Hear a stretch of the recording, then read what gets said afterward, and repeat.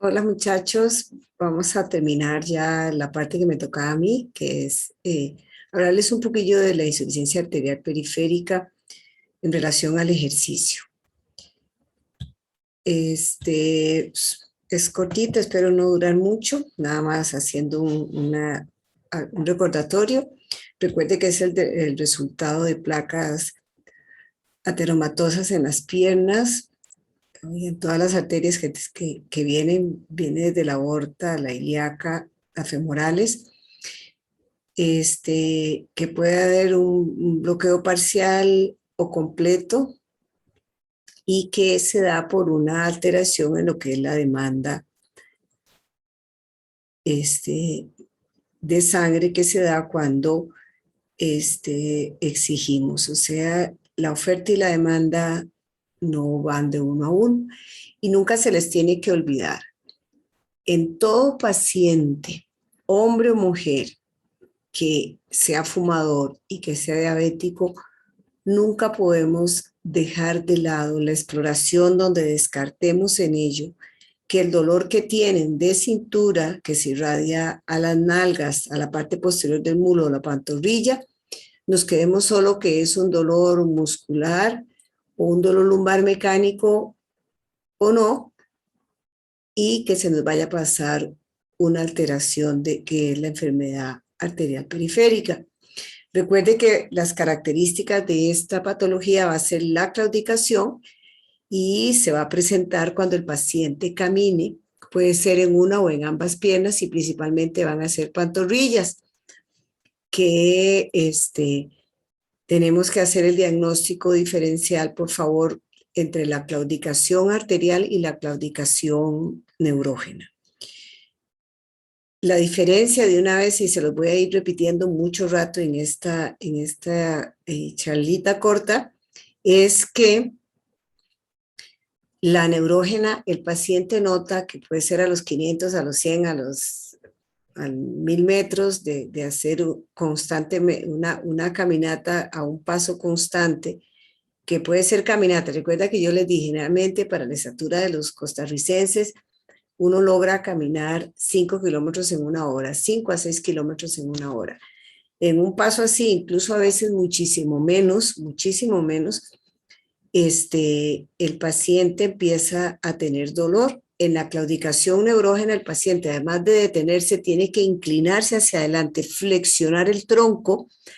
Eso desde el punto de vista biomecánico va a producir una pérdida de la lordosis lumbar, lo que hace que haya un aumento en el diámetro del canal medular y una separación a nivel de los agujeros de conjunción. Entonces, si es de origen neurológico, va a disminuirse y esa va a ser la posición en que el paciente logre el alivio. En cambio, cuando es de tipo arterial, con solamente que se detenga y que ya ese desfase de oferta y demanda se compense, ya se disminuye el dolor y en ambas el paciente después sigue caminando. Recuerden esto, un 15, un 40% de los pacientes con enfermedad arterial periférica, que a veces nos llegan como que es un dolor lumbar o algún otro patología muscular, se puede asociar a enfermedad cardíaca y cerebral. Y nos corresponde a nosotros como fisiatras estar atentos a esto para poder intervenir tanto en estilos de vida saludable como incluso el medicar si se sospechara de esto hasta que lo vea el profesional en vascular periférico, que si están las citas a 1 año, 2 años, es un tiempo valioso que perdemos cuando ya nosotros podemos empezar desde antes, sin miedo, conociendo la farmacología, lo podemos hacer. De manera que vuelvo a insistir ahí en la claudicación, el paciente que nos llega a nosotros con un dolor lumbar y que vemos que no es eso, sino que es otra causa tan seria como la claudicación de tipo arterial, debemos pensar que es un paciente que a corto plazo va a ser una enfermedad, una manifestación de su enfermedad coronaria o un accidente cerebrovascular. Y usted es médico y yo soy médico, y además del estilo de vida saludable hay que medicar. Hay que medicar, no se puede dejar pasar este paciente. Entonces, clínicamente, ¿qué es lo que yo quiero que a ustedes se les quede ahí haga enter para que no se les olvide. La estenosis u oclusión aortoilíaca va a tener, que es la que, por eso les he insistido, va a presentar dolor en todo el recorrido, cintura, los glúteos, las caderas, los muslos, incluso la pantorrilla. Ya me ha pasado a mí, pacientes que cuando tenía consultorio privado me los mandaban por un dolor de espalda y todo el mundo decía que era una ciática y eran pacientes que muchas veces tuve que mandar con referencia de medicina mixta al área que le corresponde, urgente, para descartar una oclusión aguda de alguna de estas arterias que se afectan. Entonces tengamos cuidado con eso.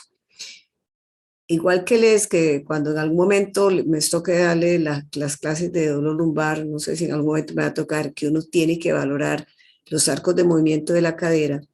Este paciente que llega con dolor lumbar, además de los arcos de la cadera, hay que valorar la historia clínica, si es fumador o diabético, y verle los cambios distróficos en uña y pérdida de pelo, que a veces las uñas creen que son onicomicosis y no, son los cambios propios a consecuencia de su enfermedad crónica por la ateroesclerosis. Van a tener pulsos bajos y eso hay que encender alguna antorcha por lo menos para que tengamos pendiente eso. Este es un esquema que quiero que se lo aprendan, así se lo aprendan, porque es importante. A un fisiatra de aquí en adelante no se le puede pasar que un dolor lumbar perfectamente puede ser por una insuficiencia arterial periférica. Y aquí es donde voy a entrar con esto. Yo necesito que ustedes también tengan bien claro, vamos a ver, tengan bien claro, para que vean aquí, la localización, las características, el efecto del ejercicio que se da en esos diagnósticos diferenciales, el efecto del reposo, el efecto de la posición u otras cosas. Entonces, esto sí es importante que ustedes se lo estudien, los dejo a ustedes para que estudien esto. Me encantó mucho, lo traduje porque me gustó mucho. El síndrome compartimental crónico, la estenosis de canal, que es la que va a producir la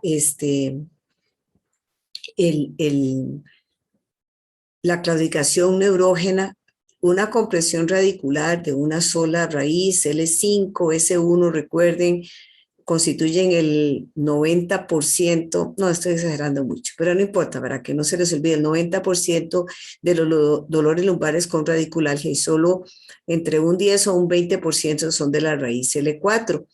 Entonces, y generalmente va a ser unilateral. Hay algo que siempre los pacientes dicen, quiste de Baker, que no todo el tiempo va a producir mayor molestia, la claudicación venosa, que no podemos dejarla de lado, y vamos a tener pendientes también patología a nivel óseo, como lo es la artritis de cadera y artritis de tobillo. Eso se los dejo para que ustedes lo repasen, lo lean.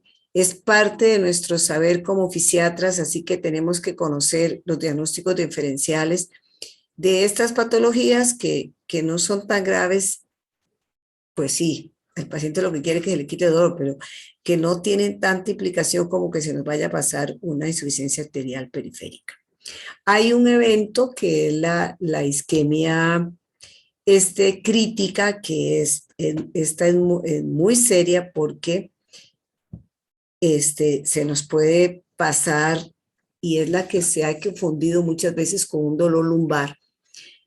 Aquí, y les voy a contar así solo rápidamente, nosotros tuvimos un caso en la comisión de malpraxis, un paciente que llegó a X hospital, que lo vio X colega de X especialidad, llegó a urgencias y el paciente iba con dolor lumbar. O sea, el paciente a usted le va a decir, tengo un dolor desde aquí arriba hasta aquí abajo, terrible.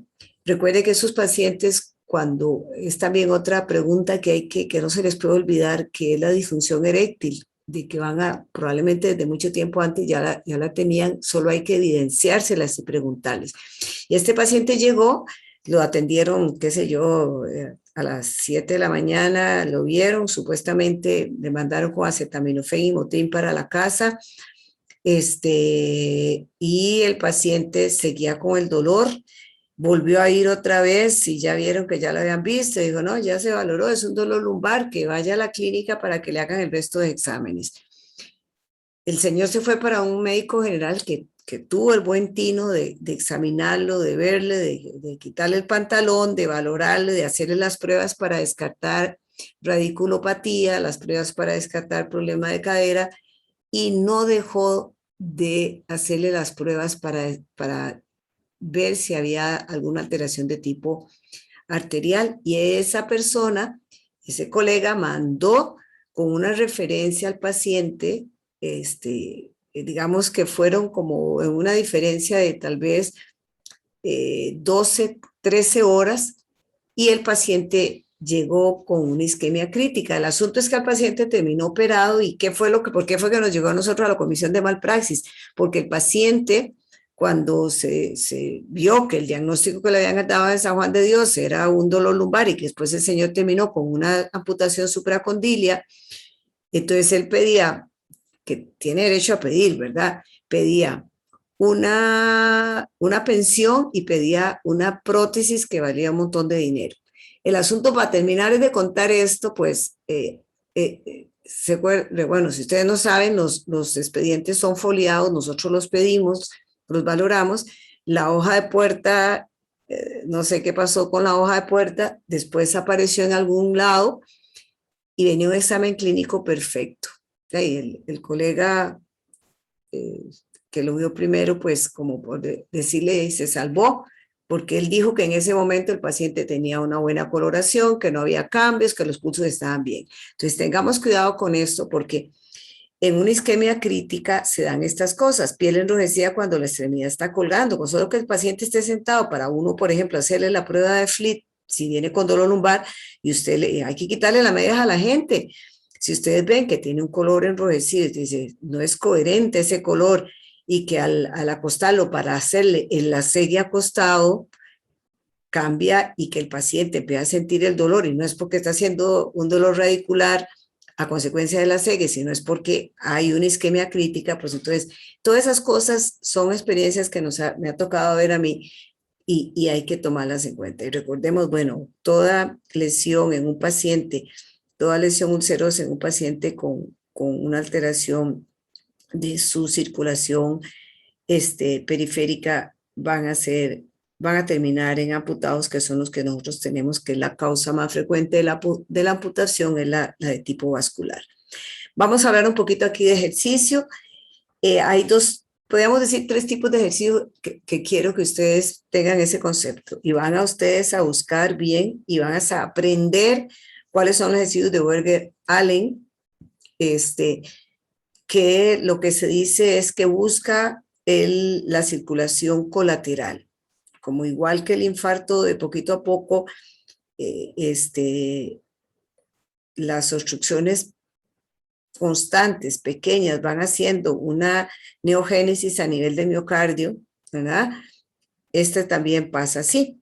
Y entonces lo que él dice, que la técnica de usar los cambios gravitacionales abajo, en supino, el que conocemos, y elevación de la pierna, esas diferentes posiciones a nivel de la musculatura lisa de los vasos sanguíneos de diferentes calibres, lo más pequeños generalmente, van a ayudar a esa neogénesis.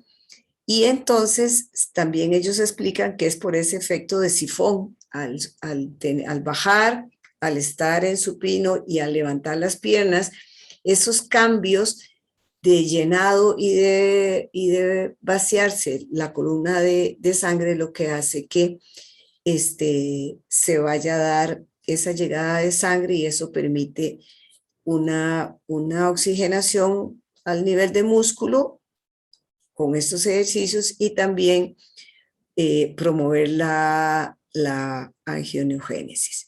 Los medicamentos, les hablaba yo y les decía que si nos llega un paciente así, usted es médico, usted perfectamente puede echar mano de la aspirina y de las estatinas como una parte de los medicamentos que se usan para estos pacientes, mientras lo ve un vascular periférico y le deja a usted los ejercicios de Berger y le dice cómo tiene que caminar, que eso lo vamos a ver ahorita. El silostazol, ese el paciente lo compra, ese los colegas del San Juan de Dios se lo recomiendan a los pacientes lo compran, mejora muchísimo.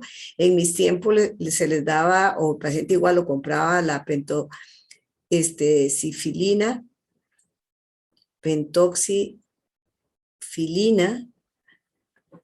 esa se dejó de usar, ya no era efectiva. Y cuando el paciente pues tiene otras patologías, recordemos que entre los estilos de vida saludable está una adherencia a los medicamentos, pues entonces el fijarnos de que todo lo demás esté bien, nada nos cuesta. Recuerden, ustedes son médicos generales antes que fisiatras y hay que estar recordándose de eso.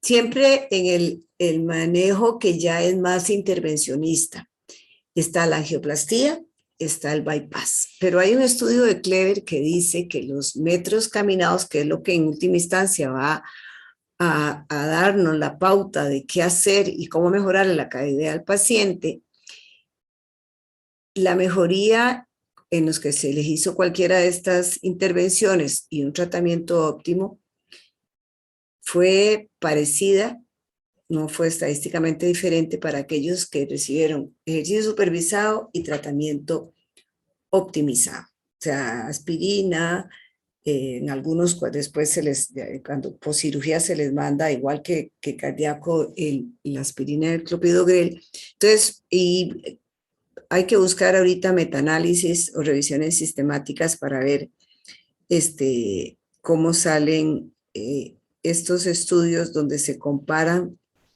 la cirugía con tratamiento óptimo y el ejercicio con tratamiento óptimo.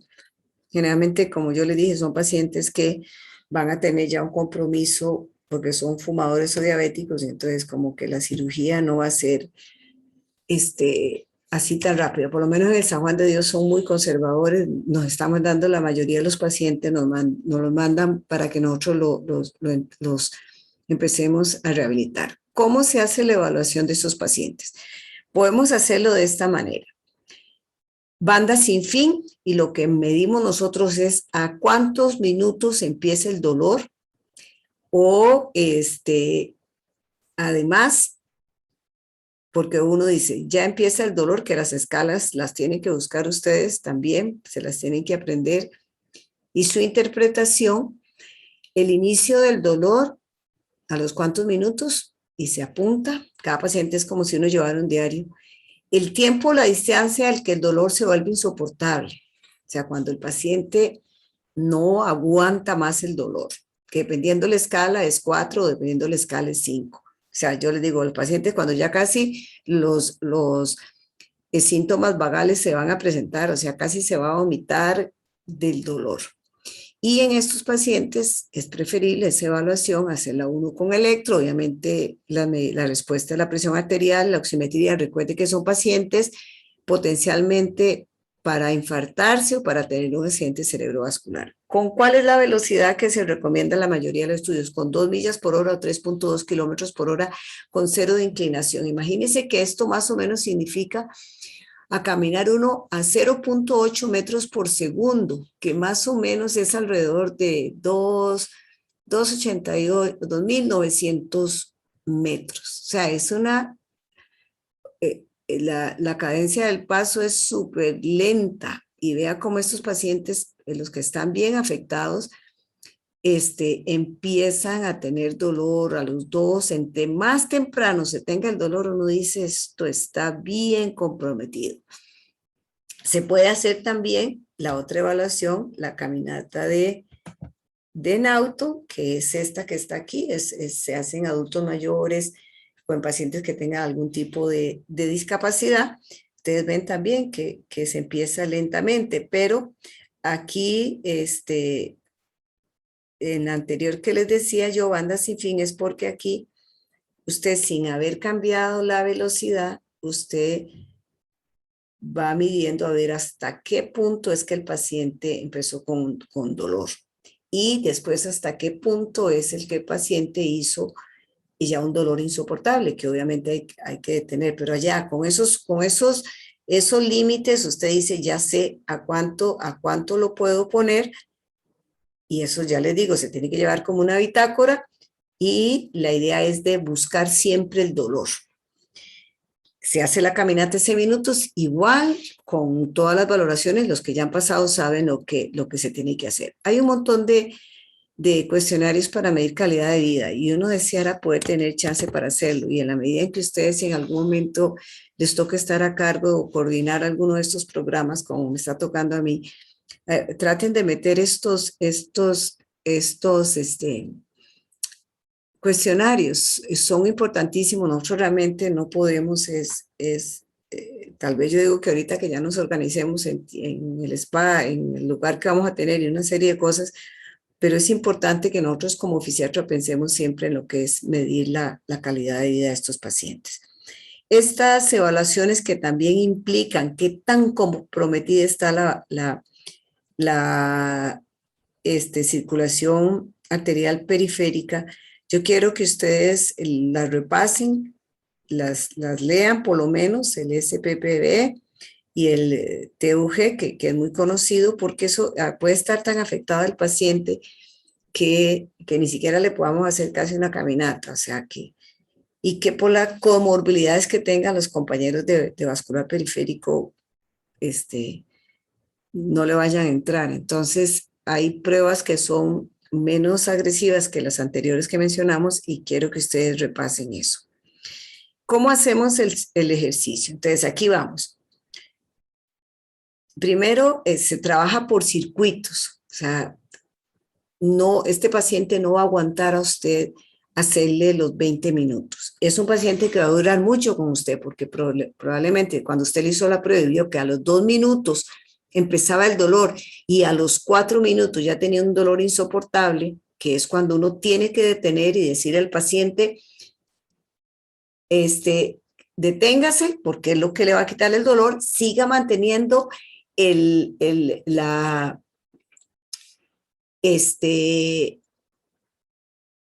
manténgase moviéndose algo para poder mantener todo el sistema vascular en funcionamiento, y no que vaya a ser un secuestro a nivel de miembros inferiores y no va a llegar sangre ni al corazón ni al cerebro, y el paciente vaya a sufrir un síncope por falta de oxigenación, porque tenemos menos sangre, porque no logra mantener el gasto cardíaco. Entonces, una manera de hacerlo es de que él mueva los brazos. Uno le dice, se detiene, no mueve nada, mueva los brazos. Entonces, va a trabajarse por circuito. Entonces, imagínense si a los 4 minutos ya tuvo que detenerlo porque hizo un dolor de 4, dependiendo de la escala que ustedes van a leer, o 5, ya tuvo que detenerse, quedarse moviendo, y hay que esperar hasta que se reduzca el dolor, que no haya dolor, para volver a empezar. Entonces, ve lo que puede, el tiempo efectivo de los 20 minutos que hay que hacer de ejercicio cardiovascular, se nos puede ir hasta 1 hora, porque si dura 4 minutos en que le llegue el dolor a 0, volvemos a empezar, hacemos 8 minutos, otros 4 minutos de reposo, volvemos con otros 4, llevamos apenas 12. Entonces, por eso es que en los vasculares los circuitos van a ser intermitentes. Y obviamente de eso que les explicaba, va a depender de las limitaciones del paciente. Por eso nosotros apuntamos, ya nosotros sabemos que a los 2 minutos va a empezar con el dolor, inicia, y puede ser que a los 4 ya tenga un dolor insoportable. ¿Cómo es que uno se da cuenta que ellos van mejorando? Porque ya después, a los 15 días, por decirles algo, el dolor ya no le empieza a los 2 minutos, sino que le va a empezar como a los 5. Y puede ser que ya no llegue a tener ese dolor severo. Entonces, cuando usted tiene que decir, le tengo que subir la velocidad, tengo que ponerlo más fuerte, porque lo que andamos buscando es angiogénesis en esas piernas, y es a través del estrés de la caminata que usted va a lograrlo. Entonces, si ya en esa segunda semana a los 2 minutos no tiene el dolor, sino que a los 4, y después a los 5, y no llega al máximo dolor, esperable, usted tiene que empezar a subirle la velocidad. Entonces, se les instruye, hay que enseñarles las escalas de claudicación. Hay dos, ustedes las van a buscar. La velocidad ya ustedes la habían determinado. Ustedes dicen a tantos metros de la caminata en 6 minutos me hizo dolor. Quiere decir que a tanta velocidad por hora es que él va a empezar a tener dolor, ya sea con la de Naughton o que usted lo puso en la banda sin fin y usted ahí pudo medir a los cuantos llegó a iniciar el dolor de 1 y a los cuantos llegó a tener un dolor de 3, 4 o de 4, 5, dependiendo las escalas que aquí se las voy a enseñar. Estas son las que ustedes tienen que buscar. Hay una que tiene nombre propio y aquí ustedes, por lo menos aprenderla, por lo menos saber para qué se utilizan y cómo es que se utilizan esas escalas. Vamos a ver, no se me quiso pasar esto. Ok. Entonces, aquí dice, tiempo. Debe iniciarse la claudicación moderada hasta los 5 o 10 minutos. O sea, cuando usted lo está entrenando, lo ideal es que ese 1, 2, que sería lo moderado, uno lograra llegarlo hasta 5 o 10 minutos. Y es cuando usted dice, aquí tengo que socarle más. Vea lo que dice aquí. Si antes de los 5 minutos, eso que yo les decía, hacia los 2 minutos, empieza el dolor, pero antes de los 5 ya está con un dolor 4 o 3, 4 o 4, 5, uno dice aquí algo no calculé bien, tengo que llevarlo a una velocidad donde yo logre, porque lo estoy acondicionando los primeros días, las primeras 2 semanas, que generalmente son de acondicionamiento para todo cuerpo, yo lo tengo que llevar a una intensidad o lo tengo que manejar en una intensidad donde no llegue a sentir la molestia hasta alrededor de los 5 minutos. Si lo llega a sentir antes de eso, la molestia y llegar a un dolor muy vigoroso, tengo que volver a hacer el atrás y empezar con ese paciente. ¿Me entienden? O sea, aquí no podemos correr con ellos, tenemos que ir poco a poco para no llevarlos tampoco a una isquemia crítica, ¿verdad? Porque esa no es la idea. Entonces, seguimos con ese tiempo. Claudicación moderada hasta los 10 minutos debe aumentar la velocidad y la inclinación. O sea, si yo voy entrenando y si yo veo que cada vez se va haciendo más lejana el empezar el dolor, y va a ser mucho menos en que llegue a un dolor intenso, tengo que modificar, así como tengo que tener el cuidado para que no se dure 20 minutos sin que tenga dolor, también tengo que tener el cuidado, estar pendiente. Son pacientes que casi es como de 1 a 1, decimos nosotros, para estar midiendo esos parámetros que son muy importantes. ¿Cómo se puede hacer? Bueno, en banda, sería la modalidad del ejercicio, en banda, hay que tener, perdón, aquí es, si yo quiero en este paciente, recuerde que yo lo que les hablé de la estatura, ¿verdad? ¿Qué parámetro puedo modificar en esta modalidad, en la de banda? Recuerden que la inclinación, y eso lo habíamos hablado en la clase anterior, es preferible a la velocidad. Cuando yo voy en velocidad, todas mis fibras, los músculos tónicos y fásicos tienen que entrar y eso va a haber mayor reclutamiento y va a haber ese shunt de que todo el resto del cuerpo le está pidiendo sangre al cerebro y las piernas también que se están moviendo. Entonces, y recuerde que son pacientes potencialmente cardiópatas y para hacer eventos cerebrovasculares. Entonces, uno aquí, la recomendación de la Asociación Americana es el utilizar la inclinación. Recuerden, 2.5 es un MET, 1.6 kilómetros es un MET. Y nosotros vamos a empezar de 1 a 2 hasta llegar a 10% de inclinación.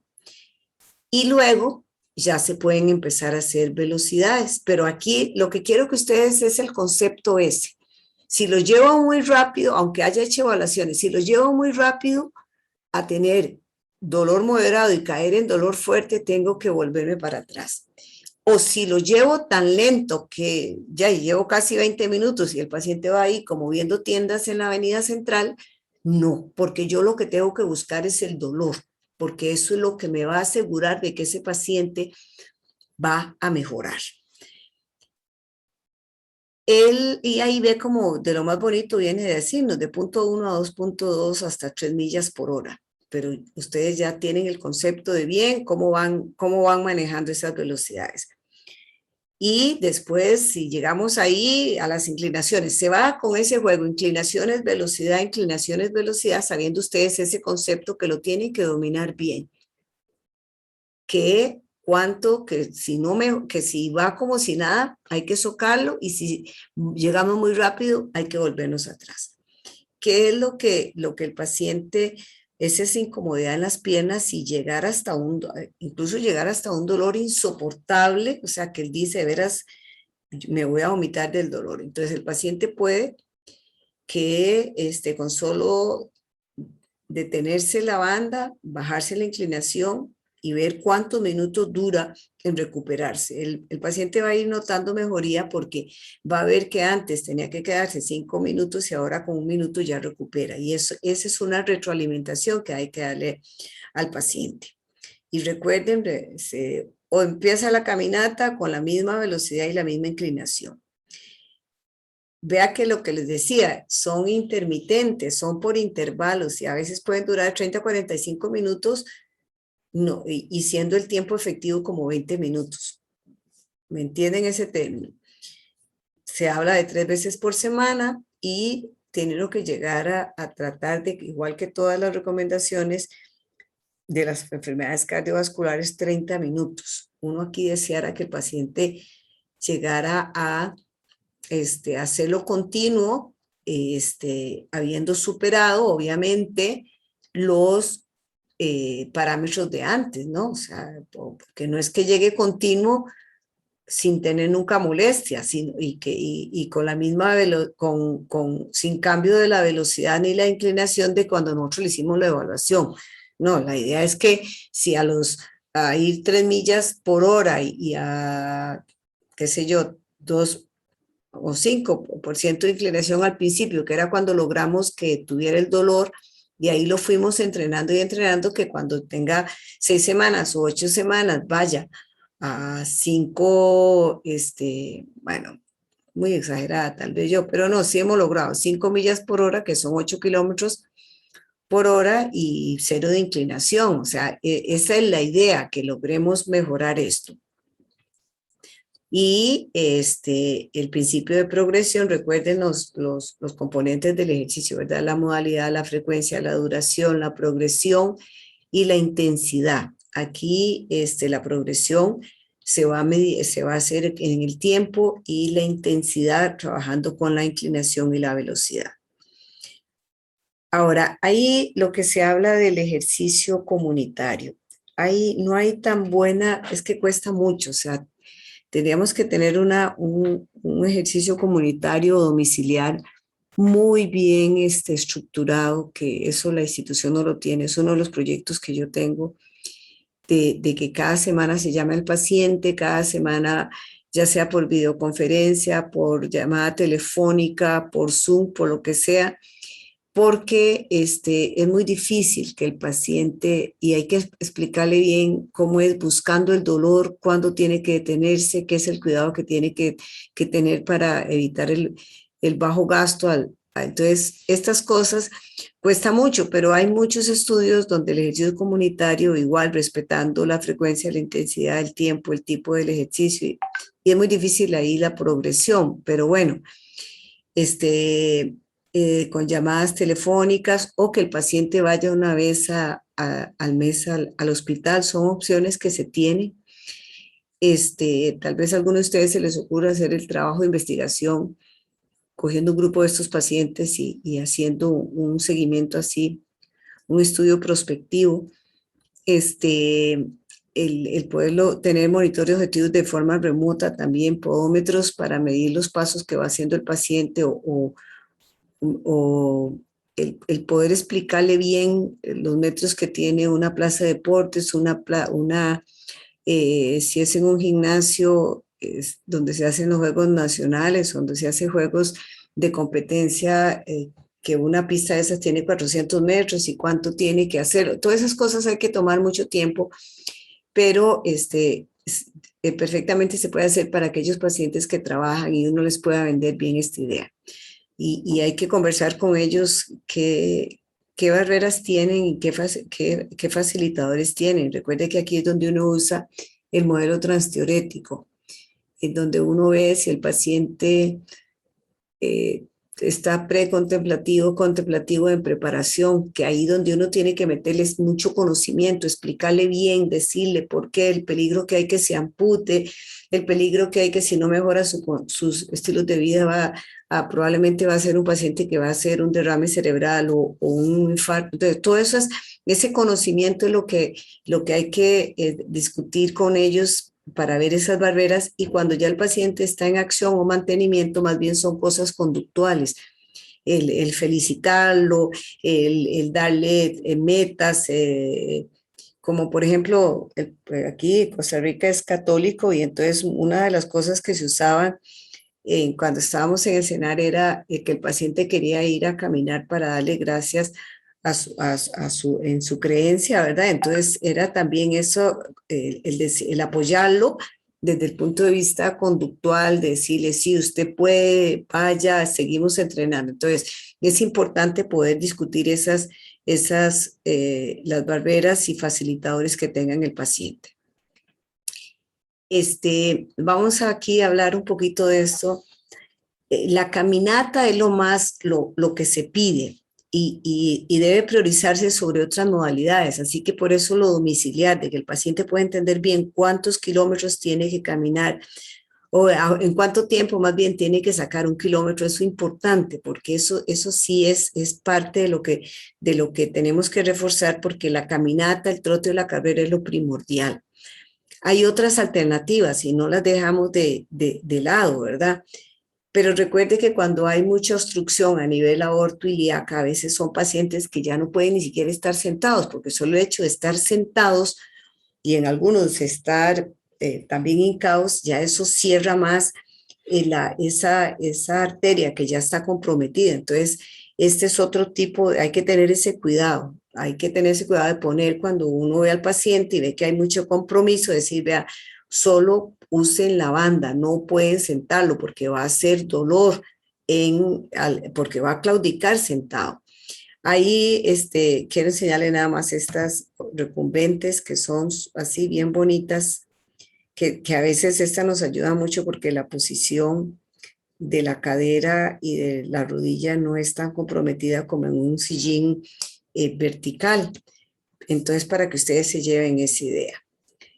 Ni modo, cuando la banda o caminar está contraindicado, ¿por qué? Porque el paciente tiene asociado, digamos, por ejemplo, un accidente cerebrovascular, ni modo, tenemos que habilitar otro tipo de equipo para entrenar. Y algo que quiero reforzarles son los ejercicios de contrarresistencia. Hay unos últimos estudios que estuve revisando, veas, esta reciente del 2021, es de que estos pacientes no podemos dejar de trabajarles los ejercicios de contrarresistencia. Cuando hay una menor masa magra, o sea, cuando la pantorrilla mide menos de 36 centímetros, cuando tenemos una dinamometría donde el paciente no llega a 30 kilos,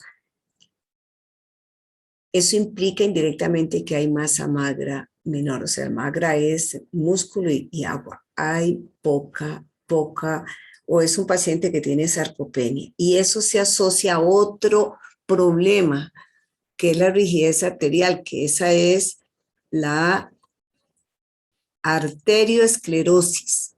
Arterioesclerosis es lo que les he venido hablando aquí, pero la rigidez arterial es la arterioesclerosis. Entonces, eso viene a implicar otro problema a nivel de los pacientes con enfermedad arterial periférica. Entonces, los ejercicios de contrarresistencia son importantes. Si hay otro estudio de unos japoneses donde ellos valoraron la onda de pulso en pacientes que los pusieron a trabajar con ejercicios de estiramiento, de flexibilidad, donde ellos encontraron que un buen programa también de ejercicios de flexibilidad, de estiramiento, mejoraba la onda de pulso, o sea, se disminuía la rigidez arterial, que se asocia obviamente con todo este problema de enfermedad cardiovascular y entre ellas no solo el accidente cerebrovascular, sino también a nivel arterial periférico. Entonces también ese concepto de que la flexibilidad del estiramiento es solo para evitar lesiones antes de hacer el ejercicio ya se ha vuelto más complejo. También nos sirve para mejorar la rigidez arterial, la arteriosclerosis. Y entonces tenemos que hacerle a estos pacientes ejercicios, un programa de ejercicios de contrarresistencia, ya sea, ¿se acuerda que hablamos de los CRM, de los 3 CRM o al tanteo? Y si no, a lo que tengamos, ¿verdad? Y si no, vemos a ver cómo les enseñamos los de fortalecimiento de los grandes músculos, masas musculares. Recuerde que hay que trabajar grandes masas musculares primero. Pues se le enseña. Entonces, yo espero que ya con esto ustedes tengan herramientas para que puedan trabajar con sus pacientes. Esto no es descubrir el agua tibia, vean todos las guías que hay de varias asociaciones a través del mundo, donde el ejercicio para el paciente con enfermedad vascular periférica es importante. Y nosotros que nos gusta tanto esta parte de cómo recetar el ejercicio, pues también tenemos que ayudar a estos pacientes. Yo espero que hayan entendido algo y cualquier cosa me mandan a preguntar y que tengan buenas noches.